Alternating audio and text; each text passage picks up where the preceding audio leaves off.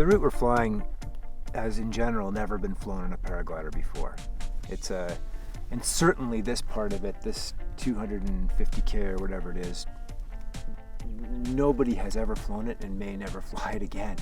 It's really technical in here, but it's also exciting, you know, and that's what's cool about being here.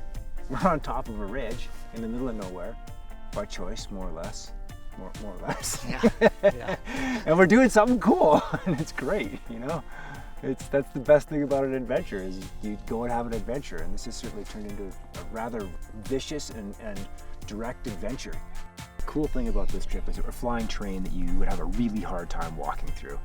You couldn't walk this terrain in sort of any reasonable amount of time.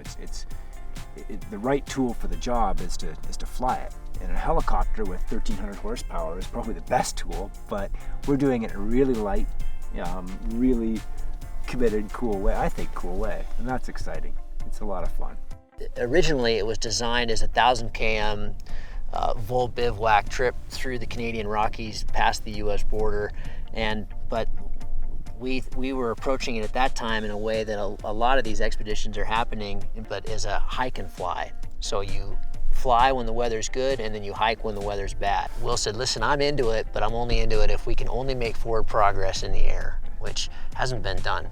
This was a way to really travel across the Canadian Rockies by paraglider, but in a really pure form. That's our one and only rule, is that we can only go forward if we're in the air.